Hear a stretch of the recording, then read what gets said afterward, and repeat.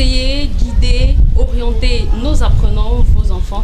Voilà les objectifs principaux de votre émission 100% orientation. Mesdames et messieurs, bienvenue dans ce nouveau numéro de votre émission préférée 100% orientation. Et ce jour, à l'occasion de ce nouveau numéro, nous sommes en compagnie sur le plateau de monsieur Messi Aïssi André Baron, qui nous a fait le plaisir de nous recevoir en ce jour. Monsieur Messi Aïssi, bonjour. Merci bien madame, bonjour. Comment se passe le confinement? Le confinement, ça fait longtemps, déjà depuis des lustres qu'on n'a jamais parlé de confinement dans le monde. Le confinement, on essaye de faire avec, malgré les aléas, malgré ce nouveau mode de vie, on fait avec. D'accord. Je vais vous laisser le soin de vous présenter pour nos chers téléspectateurs. Merci madame. Alors je m'appelle monsieur Messi. Je suis conseiller d'orientation en service au lycée de Japoma. Et depuis septembre 2020, je suis de septembre 2019, autant pour moi, je suis devenu surveillant général et point focal partenariat au lycée de Japoma, avec l'aide bien sûr de madame le proviseur, madame Di, qui nous accompagne dans cette tâche et qui a bien voulu me confirmer au poste de point focal orientation et partenariat au lycée de Japoma. Déjà, je dis merci à madame Di, proviseur du lycée de Japoma, pour toute la confiance qu'elle porte en moi. D'accord. Donc, en tant que conseiller d'orientation, nous savons que ce rôle-là, au sein des établissements, en tant que conseiller d'orientation, vous touchez plusieurs aspects du domaine académique, aussi bien académique que professionnel. Alors, en ce moment où les enfants sont en confinement à la maison, quelle est l'attitude qu'un élève, un apprenant devrait adopter pour pouvoir mieux préparer sa réussite en fin d'année? Déjà, il faut le dire, dès la rentrée scolaire, nous, le conseil d'orientation entre dans toutes les salles de classe. Il a une discipline qui n'est pas notée. Il entre dans toutes les salles de classe. Et depuis le premier jour, les élèves du lycée de Japoma et tous les élèves d'ailleurs où il y a les conseils d'orientation ont les numéros de téléphone de leurs conseillers d'orientation. Donc en cas de situation dans les familles, l'élève fait appel au conseiller d'orientation. Et il faut même déjà le dire, le conseiller d'orientation est membre de tous les conseils dans un établissement scolaire. Et en tant que membre de tous les conseils dans un établissement scolaire, il est de fait membre de l'association des parents d'élèves. Et en tant que membre de l'association des parents d'élèves, il est au contact réel des parents qui régulièrement le sollicitent pour une ou deux situations en famille, dont le confinement n'enlève en rien la mission du conseil d'orientation que le conseil d'orientation a vis-à-vis de l'aide, de l'accompagnement de ses apprenants. Rassurez-vous madame, malgré le confinement, les élèves ne cessent d'appeler pour pouvoir être au fait des événements, parce que être confiné ne signifie pas rater son examen, rater son avenir. Alors, en ce qui concerne les élèves, les apprenants, nous savons que pour la plupart d'entre eux, que ce soit le primaire ou le secondaire, cette cours en ligne, c'est nouveau pour la plupart d'entre eux. Mais quelle est la bonne manière pour l'apprenant en ce moment? Est-ce qu'il y a une façon d'étudier, une façon efficace d'étudier pour que le rendement soit meilleur à la fin? Nous savons qu'ils sont en famille, il y a la distraction, il y a les tâches quotidiennes qu'il faut réaliser à la maison. Comment est-ce qu'un élève devrait étudier de façon efficace en ce moment? Je comprends bien votre problème, votre question, parce que le conseil d'orientation, l'élève qui rentre à la maison dans son milieu naturel a des obligations familiales. Et ces obligations familiales sont parfois en inadéquation avec les objectifs définis par l'école. Surtout qu'en ce moment, ils n'ont pas de professeur à leur disposition en présentiel, si on peut le dire comme ça. Mais rassurez-vous, madame, nos enfants sont mieux outillés en informatique que vous ne puissiez le penser. Déjà, Je crois que ça a été un combat, pas je crois, ça a été un combat de notre gouvernement d'accompagner suffisamment les élèves en leur dotant des enseignants qualifiés en informatique. Et aujourd'hui, ces apprenants, rassurez-vous, sont mieux outillés dans le cadre de ces cours en ligne. C'est vrai que, et là je fais un clin d'œil au ministère des enseignements secondaires qui à une certaine époque avait demandé à ce que les téléphones soient interdits dans les milieux scolaires. Aujourd'hui, nous demandons à nos apprenants d'utiliser ces moyens de communication. Alors là, vous voyez, il y a donc à un moment, il y a donc un problème. Le gouvernement qui dit on ne veut pas les téléphones. C'est vrai, en milieu scolaire. Et le gouvernement encore qui dit il y aura des cours en ligne qui doivent se faire avec les téléphones. Alors, quel est donc le bon milieu? Quelle est donc la bonne décision? Je crois que, et c'est ça le rôle du conseiller d'orientation, accompagner ces apprenants-là, parce que le téléphone en lui-même n'est pas une mauvaise chose. La preuve, nous utilisons les téléphones pour pouvoir amener ces enfants-là à mieux comprendre, à mieux s'éduquer et à, malgré leur présence à la maison, malgré leur confinement, à ne pas être coupés de la réalité de la formation que nous leur dispensons et que nous ne cessons de les dispenser. D'accord. Alors, en ce qui concerne votre rôle de conseiller d'orientation, nous savons que votre particularité, c'est la proximité avec les apprenants. En dehors des numéros de téléphone dont vous avez parlé tout à l'heure, dans le cadre de l'accompagnement des apprenants, que ce soit ceux qui sont en classe d'examen ou pas, en ce moment de confinement, quelle est la relation que vous avez avec vos différents apprenants? Et aussi, quelle est la relation que vous avez avec vos différents apprenants et comment est-ce qu'ils réagissent à votre enfant en ce moment? Sachez-le déjà, je sais que vous le savez déjà, le gouvernement a opté pour la mise en congé des élèves qui ne sont pas dans des classes certificatives. Et là, il y a une autre question. Comment gérer ceux qui sont dans les classes certificatives? Mais avant de répondre à cette question, sachez que nous demandons aux parents et même aux apprenants des classes non certificatives de continuer à travailler,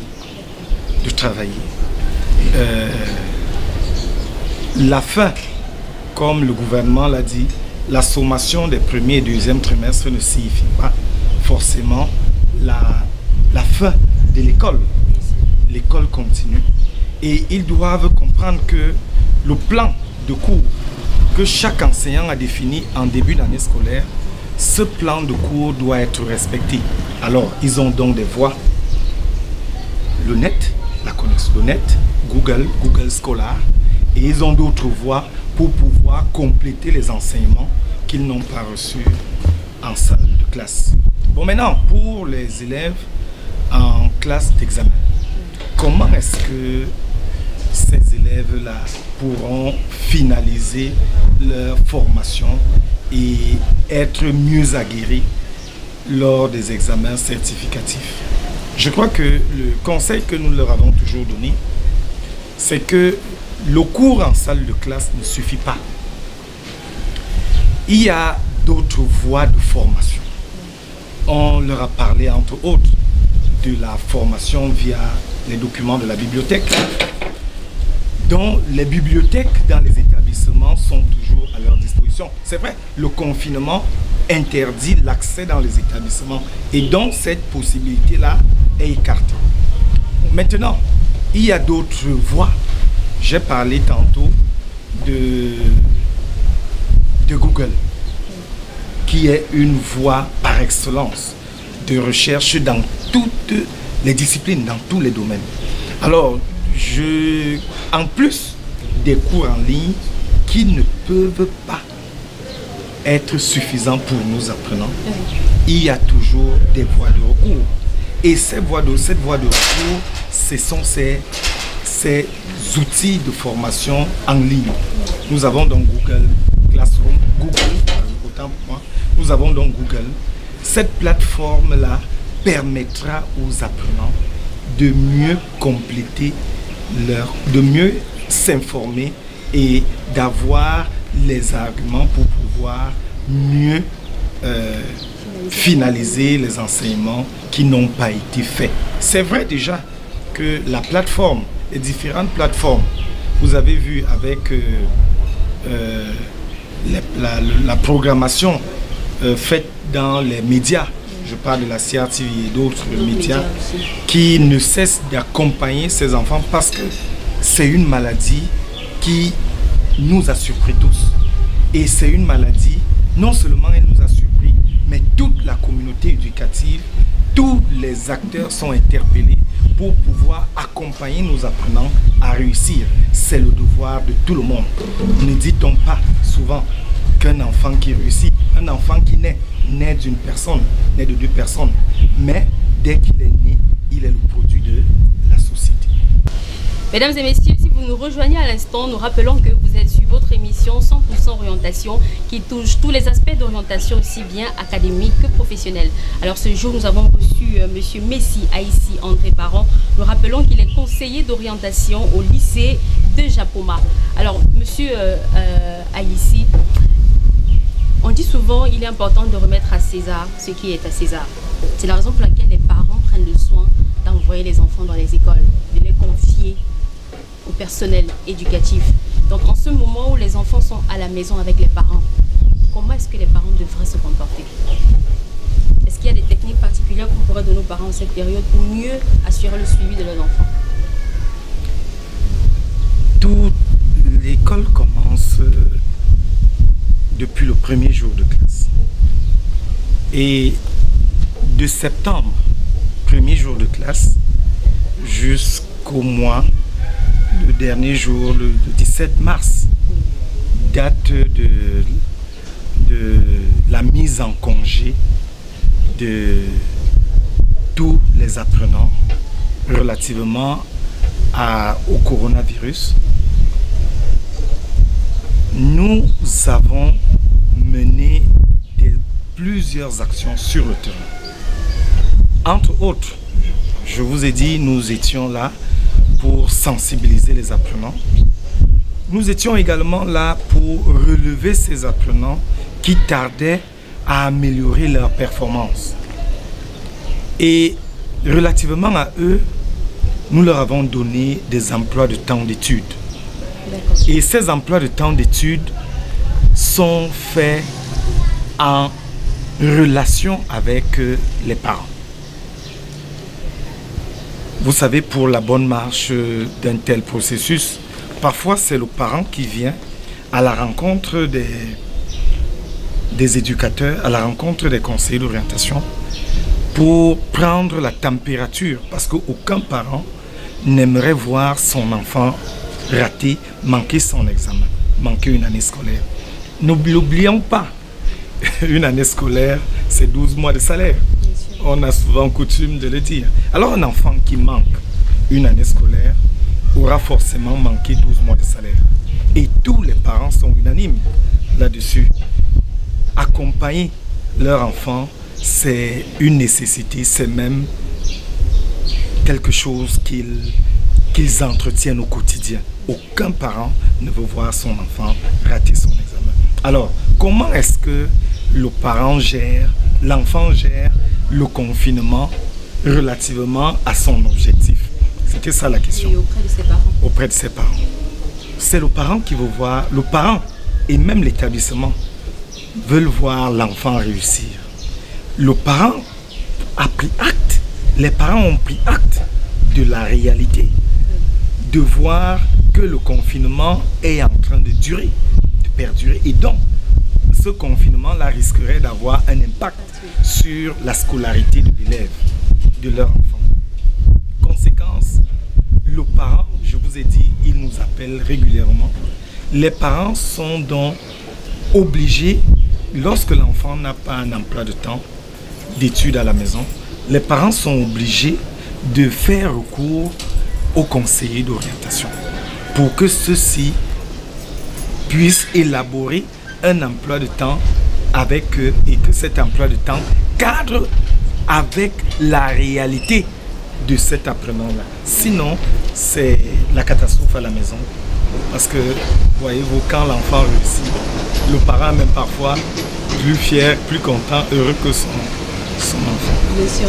Alors, nous savons également que malgré toutes les dispositions qui sont prises en ce moment, il y a des enfants qui ne s'en sortiront toujours pas à la maison parce qu'ils n'auront pas suivi les règles, peut-être parce qu'ils sont dans des conditions à la maison qui ne leur permettent pas d'apprendre comme il se doit.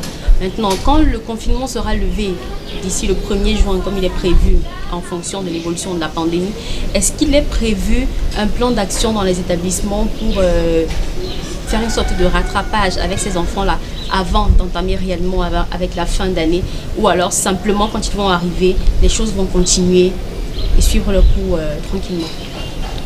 Déjà, 2 cas de figure sont à considérer dans le cadre de cette approche que vous êtes en train de développer. 2 cas de figure. Déjà, il y a les établissements qui n'ont pas de conseiller d'orientation. Et dans ces établissements, le délégué régional du littoral, en collaboration avec les autres ces établissements-là, mettra à développer un cadre qui permettra certainement que ces établissements-là soient dotés d'un encadrement de proximité pour que, vivement, que ces enfants-là, les enfants de ces établissements-là, puissent aussi avoir droit au chapitre. Bon, maintenant, relativement aux élèves des établissements dotés en conseiller d'orientation, les chefs d'établissement ont mis sur pied un programme qui met le conseiller d'orientation au devant de la scène. Je vous prendrai par exemple le lycée de Japoma, où Madame le proviseur n'a pas manqué d'associer les conseillers d'orientation déjà dans la plateforme des cours en ligne, pour que ceux-ci puissent continuer l'encadrement de ces apprenants-là, et que vous-même vous le savez, quand au départ il n'y avait pas une plateforme d'échange entre ces apprenants-là depuis le 1er jour de la rentrée, et avec l'avènement de ces cours à distance, il y a eu des plateformes d'échange. Vous imaginez des écarts de comportement qui peuvent naître de la part de ces apprenants dans ces plateformes, des moments où ces enfants-là échangeront avec leurs camarades sans forcément considérer que la plateforme d'échange mise à leur disposition est une plateforme uniquement faite pour la pédagogie. Alors il y a donc des déviances qui sont faites, et il revient donc au conseil d'orientation de ramener ces enfants-là à comprendre que ces différentes plateformes sont là pour les aider, pour les accompagner, et les enseignants qui interviennent dans ces plateformes ne sont pas leurs camarades, ce sont leurs enseignants, et qu'il y a un minimum de tenue, un comportement minimum d'éthique, de comportement éthique à adopter pour que ces apprenants-là puissent continuer dans la discipline que nous les connaissons depuis le 1er jour de la rentrée. Parce que s'ils sont dans ces différentes plateformes, c'est parce que s'ils sont élèves dans les différents établissements, c'est parce qu'ils n'ont pas manifesté un comportement d'indiscipline, et c'est la raison pour laquelle ils continuent d'être élèves de nos établissements. D'accord, vous l'avez dit tout au cours de cette émission, en tant que conseiller d'orientation, malgré le confinement, vous êtes encore disponible. Vous avez les numéros de téléphone de vos apprenants, mais également les apprenants ont la possibilité de vous joindre par tous les moyens possibles à travers les plateformes qui sont mises en place, à travers vos différents numéros de téléphone à leur disposition. Et vous également, vous allez vers vos apprenants pour les guider, pour les orienter.